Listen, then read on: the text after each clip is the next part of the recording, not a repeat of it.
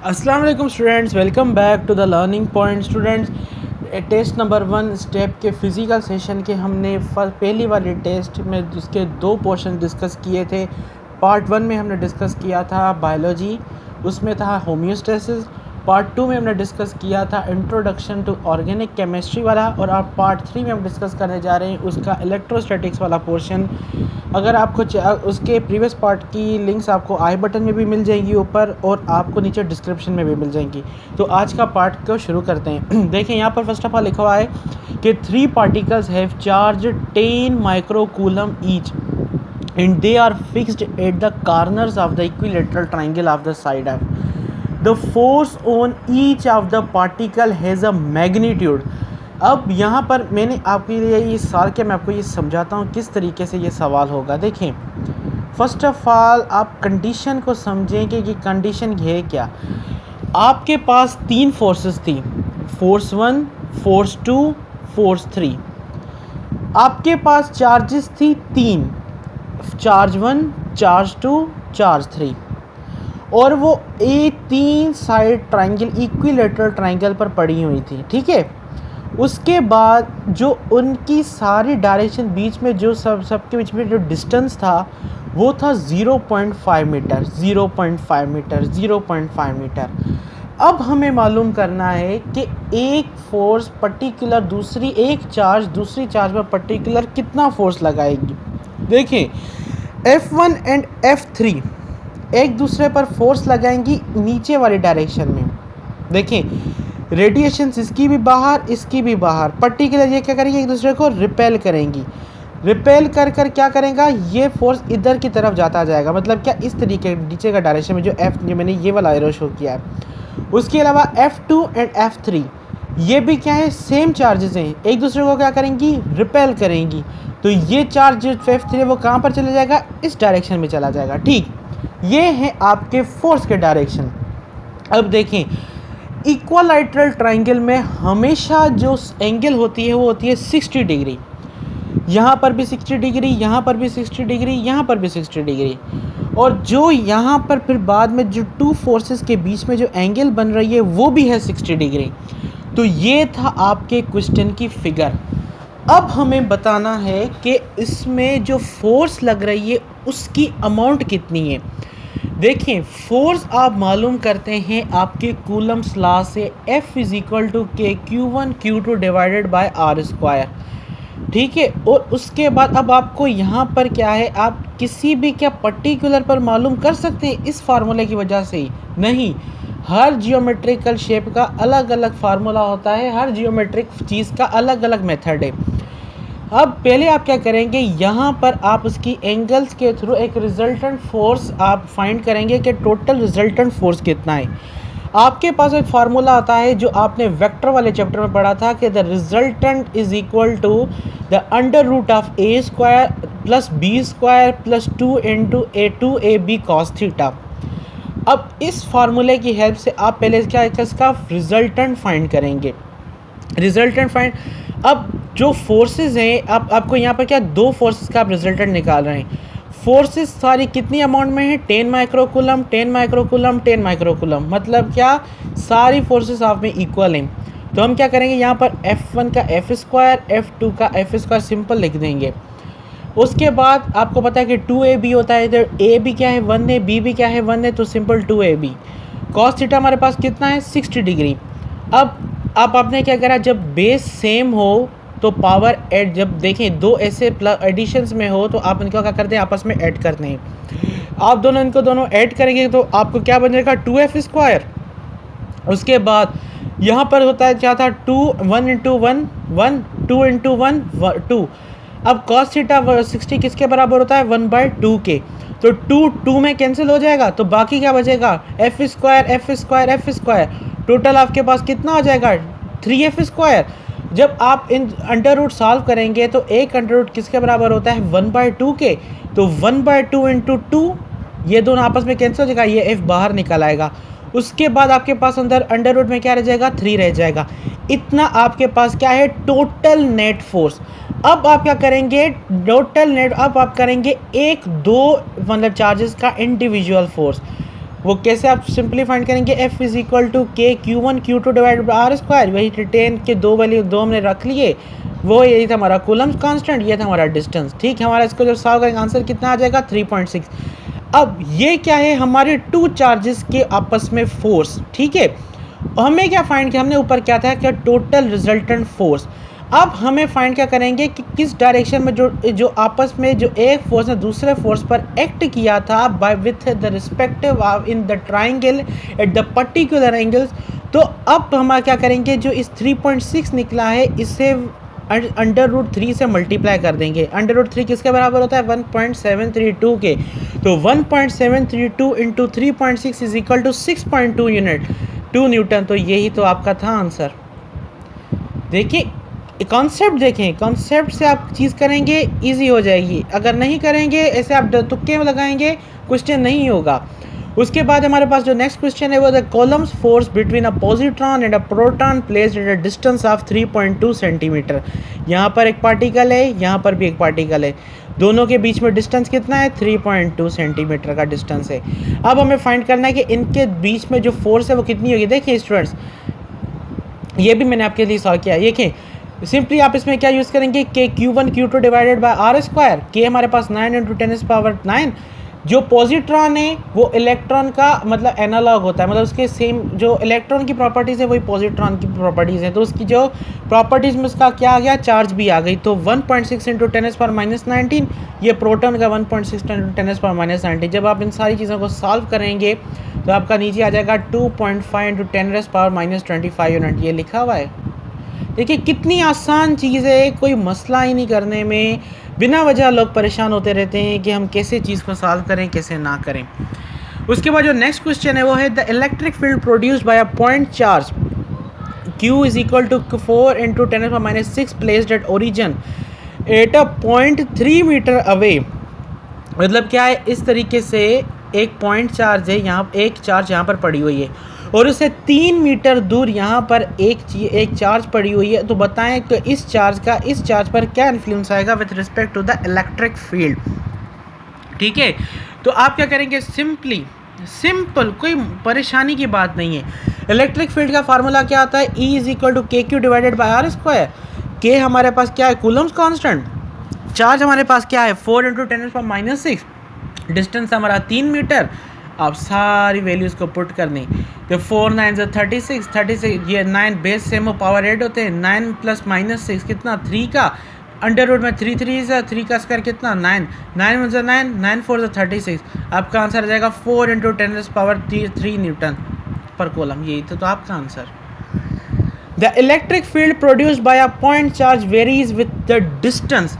अब जब electric point और इलेक्ट्रिक फील्ड जो है उसका होता है हमेशा inverse relationship with the distance of the particle. ठीक है स्टूडेंट, तो मतलब क्या होगा कि अगर इलेक्ट्रिक फील्ड बढ़ेगी तो डिस्टेंस कम होगा, अगर जो डिस्टेंस कम होगा तो इलेक्ट्रिक फील्ड बढ़ेगी। तो ये इनमें से कौन सा ग्राफ इस चीज़ को शो कर रहा है, बी वाला ग्राफ शो कर रहा है। तो देखिए कितनी आसान चीज़ें हैं। अगर तो आप इस लेक्चर वीडियो को अभी तक देख रहे हैं और आपको पसंद आ रही है तो उसे लाइक करें, शेयर करें, सब्सक्राइब करें। नेक्स्ट क्वेश्चन है हमारा, the 2 positive point charges 32 microcoulomb and 8 microcoulomb are separated by a distance of 6 metre.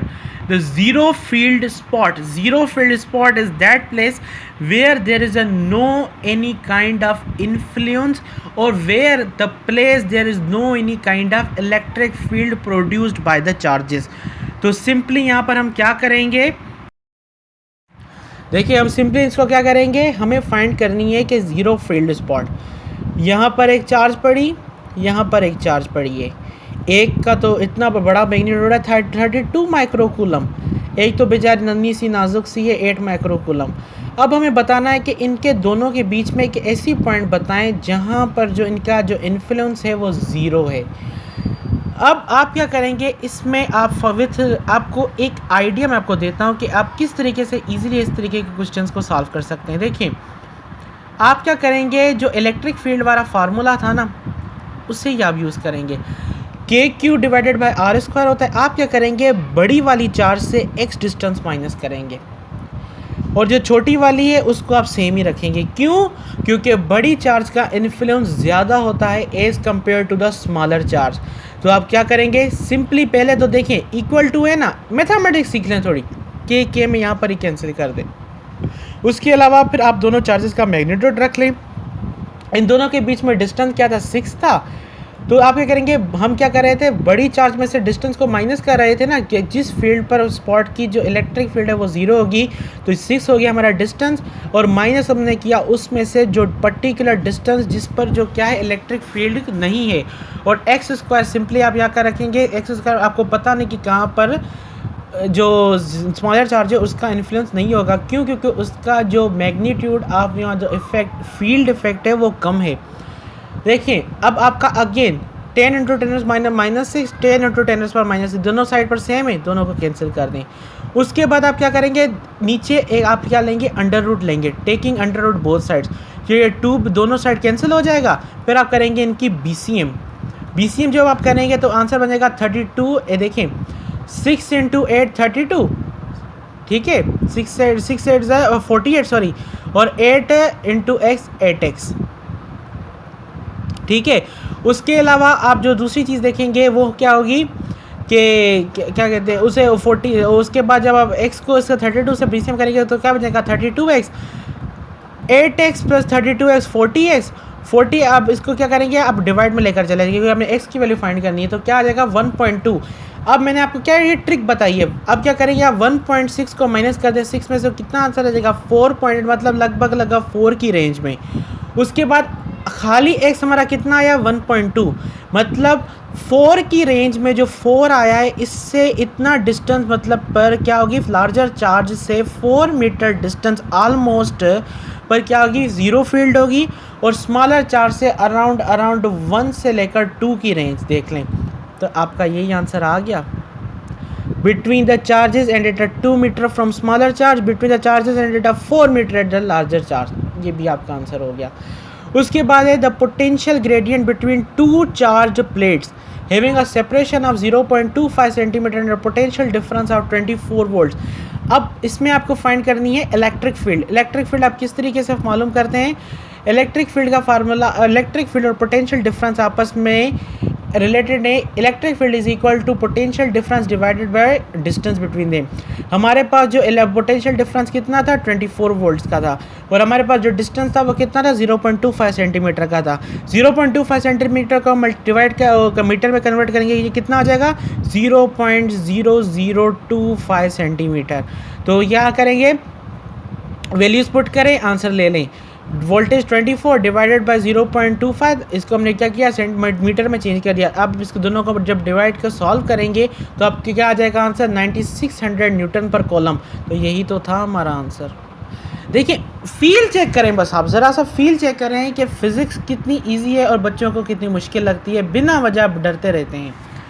उसके बाद जो ये नेक्स्ट क्वेश्चन है वो है the what potential should be applied to the lower plate in the diagram shows to create an electric field of 20,000 volt per metre downward in between the plates. अब मैं आपको सिंपल पहले तो concept से देखें। Potential always travels from the higher potential to the lower potential. मतलब यहाँ पर है पॉजिटिव, तो पॉजिटिव से मतलब क्या, ये नीचे की तरफ ट्रेवल करेगी, नीचे की तरफ ट्रेवल करेगी मतलब। और इसमें क्या करें कि ये जो पोटेंशियल है ये it is producing the electric field of 20,000 volt per metre. अब आप बताएं कि ये नीचे पोटेंशियल कितना लगेगा नीचे। अब आप इसको क्या करेंगे, सिंपल वही फार्मूले से इस्तेमाल यूज़ करेंगे। हमारे पास जो पोटेंशियल हमें फाइंड करनी है, ठीक है स्टूडेंट्स, पोटेंशियल। अब हमारे पास इलेक्ट्रिक फील्ड गिवन कितनी थी 20,000, नीचे हमारे पास डिस्टेंस कितना था 5 मिलीमीटर, मतलब क्या 5 × 10⁻³ जब आप इन दोनों को मल्टीप्लाई करेंगे तो आपके पास जो आंसर आएगा वो आएगा 100 वोल्ट। अब मैंने आपको कहा कि हमेशा वोल्टेज ट्रेवल करती है from the higher to the lower. Higher इस पर कितनी थी, ऊपर की तरफ 10 वोल्ट थी, पॉजिटिव में 10 वोल्ट थी, तो वो नीचे जाकर क्या आ जाएगी स्मॉलर वैल्यू। अगर नीचे वाली जो उसकी नेगेटिव पोटेंशियल होगी मतलब लोअर पोटेंशियल वाली, तो हमेशा आपको ये भी मालूम है कि हम हमेशा हायर चीज़ से लोअर चीज़ को माइनस करते हैं।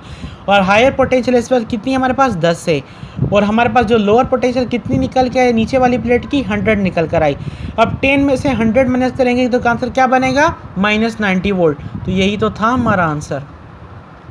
कोई परेशानी की बात है? घबराना आपने बिल्कुल भी नहीं है, किसी भी चीज़ से नहीं घबराना है। सवाल देकर डरे ना, उसका सामना करें। Compare the electron accelerated through a centre certain potential difference in protons accelerated through the same potential difference. If initial velocities are negligible then the emergent. अब इसमें कह रहे हैं कि एक इलेक्ट्रॉन्स हैं वो एक पर्टिकुलर पोटेंशियल डिफरेंस से एक्सेलरेट हुए हैं और उनकी इनिशियल वेलोसिटी आप क्या करें, नेग्लिजिबल कर दें, तो उनकी जो इमर्जेंट जो है, इमर्जेंट जो किस मतलब जो आपस में बाहर निकलेंगी तो वो क्या होंगी, उनका जो प्रोटॉन का जो मोमेंटम है वो लार्जर होगा as compare to the electrons, क्योंकि हमने क्या क्या इनिशियल वेलोसिटीज़ हमने जो थी वो उनकी नेगलेक्ट कर दी और इलेक्ट्रॉन का मास जो था वो ज़्यादा था as compare to the proton. अब नेक्स्ट क्वेश्चन है, two charges 2 microcoulomb and 10 microcoulomb separated by 20 centimetre, the ratio of the electric forces. अब देखें दो चार्जेस हैं, दोनों आपस पर एक दूसरे पर चार्ज फोर्स लगा रही हैं, मतलब क्या, F1 is equal to F2। मैं आपको यहाँ पर भी इसकी ट्रिक बता देता हूँ। आप ये क्वेश्चन सॉल्व करने बैठेंगे तो आपको पहले लगेंगे 10 मिनट। आप ये ट्रिक यूज़ कर लें, आप इसका एक बार क्वेश्चन को कॉन्सेप्ट समझ लेना, आपको 2 मिनट भी नहीं लगेंगे, 1 मिनट भी बड़ा है। देखिए फोर्सेस जब दोनों की वैल्यू फोर्सेस की सेम निकलेगी ना, क्योंकि जो दोनों मतलब क्या कर रहे हैं, हम फाइंड कर रहे हैं कि जब 10 और 2 माइक्रोकूलम का आपस में क्या इफेक्ट, 2 एंड 10 का मतलब क्या इफेक्ट। मैं अगेन रिपीट करता हूँ, 10 का 2 के साथ effect, then we have to find the 2 का 10 के साथ इफेक्ट, मगर फार्मूला तो सेम लगेगा ना, Q1 Q2 divided by R square, क्योंकि डिस्टेंस भी दोनों का सेम ही है, जो मीडियम है वो भी सेम है, तो मतलब क्या दोनों की वैल्यू सेम निकलेगी। जब दोनों वैल्यू सेम है उनका रेशो निकलेंगे तो क्या बनेगा, 1:1 आएगा ना। यह परेशानी की कोई बात ही नहीं है, ये भी आपका सवाल हो गया। उसके बाद है the electric field strength and the electric field lines between two oppositely charge parallel plate is या आर।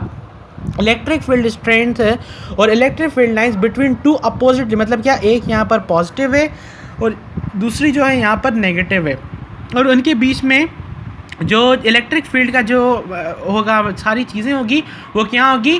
देखिए पॉजिटिव चार्जेस से हमेशा रेडिएशन बाहर निकलती है और जो नेगेटिव हो उसमें इनसाइड होती है, तो क्या पॉजिटिव से निकलकर नेगेटिव की तरफ जाएंगी, चमका नहीं चमका, कॉन्सेप्ट चमक गया ना। जब पॉजिटिव से निकलकर नेगेटिव की तरफ जाएंगी तो मतलब क्या, फील्ड यूनिफॉर्म होगी, पैरेलल होगी, इवनली स्पेस्ड होगी, तो हमारा क्या आंसर बनेगा, ए। The electrostatic force between two point charges is independent of which one of the following quantities। जो इलेक्ट्रिक फोर्स चार्ज है बिटवीन 2 पॉइंट चार्ज पार्टिकल्स, तो वो इंडिपेंडेंट है इनमें से किस चीज़ पर, वो होता है independent of the temperature of the charges. क्यों, क्योंकि टेम्परेचर उसकी काइनेटिक एनर्जी, जो उसकी फील्ड की प्रॉपर्टीज है उसको वो चेंज इन्फ्लुएंस नहीं कर पाएंगी, तो इसलिए it is independent of that thing. Next question है हमारा, the energy of an electron which is accelerated through potential difference of 1000 volt, और उसकी बनानी है आपको, एनर्जी बनानी है। एनर्जी किसके बराबर होती है, kilo Q is equal to QV। Q हमारे पास कितना है, 1.6 इंटू 10⁻⁻19। आप उसमें क्या करेंगे, 10 इंटू 10⁻3 ऐड करेंगे, 10 इंटू 10⁻19 एंड +3, ये कितना आ जाएगा, -16। तो यही तो था हमारा answer. Relative permeability of the air, अब ये है अब आपका रट्टा बेस्ड चीज़ है, तो आपको पता नहीं चाहिए कि 1.006 है। Electric charge A and B are attracted to each other, electric charge B and C repel each other, if A and C are held close together they will. अब देखिए यहाँ पर आपके पास क्या है, 3 चार्जेस हैं। अब देखिए आपके पास यहाँ पर 3 चार्जेस हैं, A charge, B charge, C charge. अब कह रहे हैं कि जो A एंड B है ये आपस में एक दूसरे को अट्रैक्ट कर रही हैं, उनकी दूरियां कम नहीं हो पा रही, वो एक दूसरे की तरफ अट्रैक्ट हो रहे हैं। और जो B एंड C है वो आपस में क्या कर रहे हैं, एक दूसरे को रिपेल कर रहे हैं कि जा भाई जा, जी ले अपनी ज़िंदगी, मैंने तेरे साथ नहीं रहना, तू मुझे छोड़कर चला जा। तो अब हमसे पूछ रहे हैं वो सवाल में कि अगर A एंड B आपस में अट्रैक्टेड है एंड B एंड C आपस में एक दूसरे को रिपेल कर रहे हैं, तो बताएं कि ए एंड सी जब एक दूसरे के साथ पड़े होंगे तो वो क्या होगा, वो एक दूसरे को करेंगे अट्रैक्ट। कैसे? For example A is positive, B is negative, ये दोनों आपस में आप एक दूसरे को क्या करेंगे, अट्रैक्ट करेंगे। वहाँ फिर हमारी कंडीशन क्या थी, B and C are repelling each other. For example B is negative, C is also negative. And जब हमने ए एंड सी को साथ रखा तो ए तो पॉजिटिव थी, सी नेगेटिव था, तो एक दूसरे के साथ क्या कहेंगे कि आजा आजा, तो क्या करेंगे, एक दूसरे को अट्रैक्ट करेंगे। तो यही तो था हमारा आंसर। उसके बाद जो हमारा नेक्स्ट क्वेश्चन है वो the electric field intensity due to source charge Q at distance R from the in the presence of air. ये तो आपका सिंपल फार्मूला है KQ divided by R square. उसके बाद अब नेक्स्ट क्वेश्चन है कि the an uncharged metal object M is insulated from its surrounding. A positively charged metal sphere S then brought near to M. Which diagram best illustrates the resultant distribution of charge on S end? अब इसमें कह रहे हैं कि आपके पास एक अनचार्ज metal है M. For example here is your M. वो क्या है, न्यूट्रल है। एक पॉजिटिवली चार्ज S स्फीयर को हमने उसके नज़दीक लेकर आ गए। ये क्या है आपका S स्फीयर जो क्या है पॉजिटिवली चार्ज, और ये क्या है आपका न्यूट्रल चार्ज है। ठीक है, अब बताएं कि अगर जब इसका पॉजिटिवली चार्ज यहाँ पर आ जाएगा तो उसका क्या इन्फ्लुएंस होगा उस पर। ये है आपका मेथड चार्जिंग बाय इंडक्शन। अगर तो आपने वो हमारी वो लेक्चर वीडियो नहीं देखी अब तक तो आप वो देख लें, उसमें हमने ज़बरदस्त तरीके से सारे चार्जिंग के मेथड्स को डिस्कस किया था। तो ये क्या होगा, फॉर एग्जांपल अब इस पर सारी पॉजिटिव चार्ज डिस्ट्रीब्यूटेड है, यहाँ पर भी, यहाँ पर भी, यहाँ पर भी, यहाँ पर भी। ये तो न्यूट्रल थी, मतलब क्या, equal amount of positive negative charge. जब ये पॉजिटिव इसके नज़दीक आएगा ना तो ये क्या करेगा, इस न्यूट्रल बॉडी के सारे नेगेटिव को अपनी तरफ अट्रैक्ट करेगा, सारे इस तरीके, और उसके जो पॉजिटिव होंगे ना उसको रिपेल कर कर फेंक देगा दूर कि जाओ, मैंने नहीं करनी यहाँ से तुम्हारी बात, नो बाबू सोना। तो क्या होगा, ये दोनों आपस में एक दूसरे को इसने क्या किया, अट्रैक्ट किया। तो यहाँ पर इसके क्या आ गई, ये नेगेटिव आ गई इस साइड पर, पॉजिटिव आ गई उस साइड पर। तो अब हमें बताएं कि डिस्ट्रीब्यूशन बेस्ट डायग्राम में से कौन सी होगी डिस्ट्रीब्यूशन वाली। तो आप क्लियर कट देख सकते हैं कि डी डायग्राम हमने बनाई है ना, एस का पॉजिटिव, एम के उस पॉजिटिव साइड वाले नेगेटिव, और पॉजिटिव उसका जो था दूसरी साइड पर था। दूसरा है the correct expression from the Coulomb's force between two charge placed in a vacuum. ये भी आपका क्या है, वही फार्मूला बेस्ड क्वेश्चन है, KQ1 divided by R square. If the distance between two equal charges is doubled and the magnitude of either charge is also doubled, मतलब क्या है, F जो है उसका जो चार्ज है उसको मैग्नीट्यूड को क्या हम कर रहे हैं, डबल कर रहे हैं, मतलब 2 टाइम्स। और एक जो चार्ज है उसका भी मैग्नीट्यूड हमने बढ़ा दिया। तो बताएं कि आंसर क्या हो गया, जो फोर्स है उस पर क्या होगा, फोर्स क्या होगी आपकी, डबल हो जाएगी। क्यों, क्योंकि ऊपर सिंगल 2 है और नीचे क्या होता है, स्क्वायर होता है कि 2, तो क्या हो जाएगी आपकी जो चार्ज है वो हो जाएगी हाल्व्ड। तो हमारा जो करेक्ट ऑप्शन वो बन जाएगा ऑप्शन नंबर सी।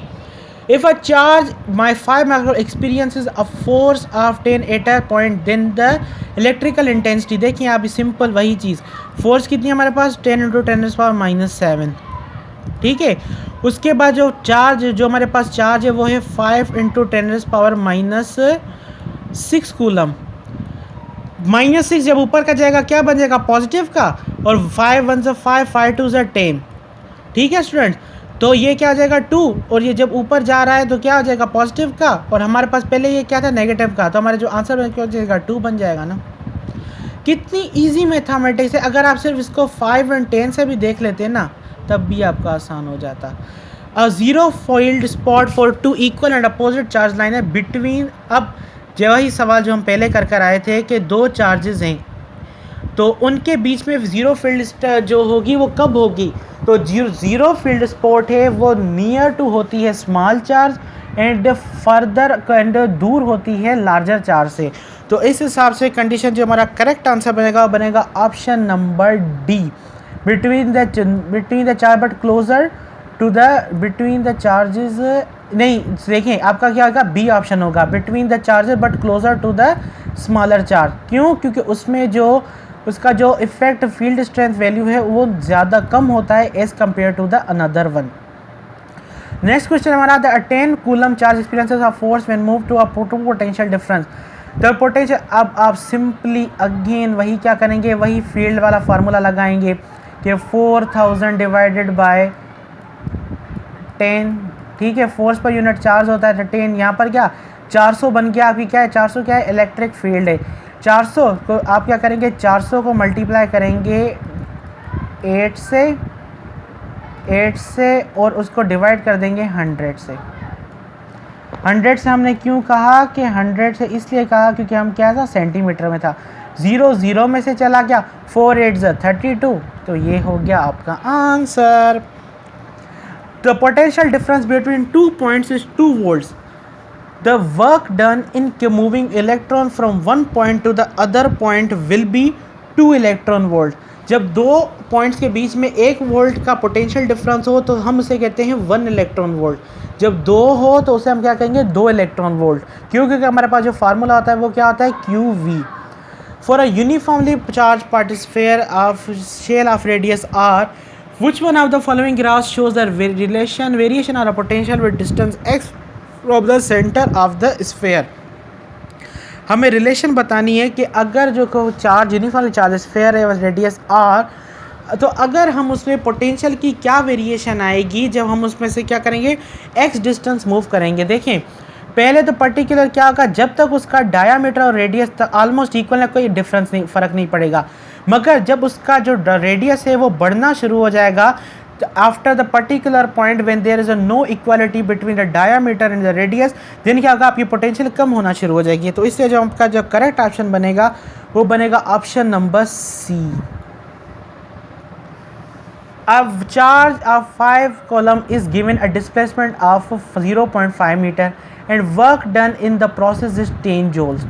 अब बताएं कि पोटेंशियल, मैंने आपको पहले ही बताया कि क्या होता है formula, work done is equal to QV। Work done हमारे पास कितना है, 10 है, चार्ज हमारे पास कितनी है, 5 है, हमें क्या मालूम करनी है, voltage.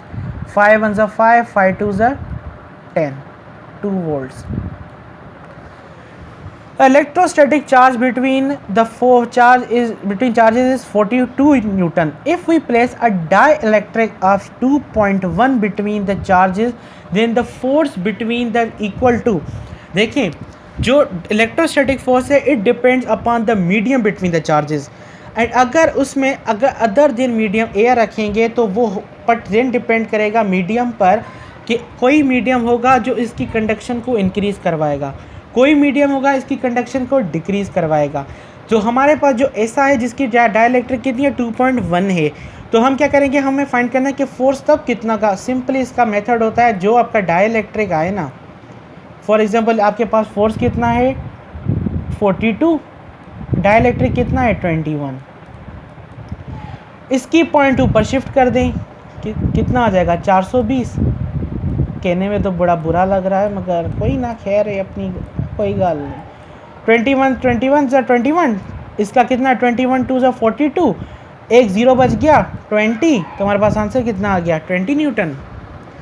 Electric potential at a distance of 1 metre 2 microcoulomb है, 2 9 18 है, उसके बाद कितना है, उसका 9 था, इसका -6 था, कितना हो जाएगा 3।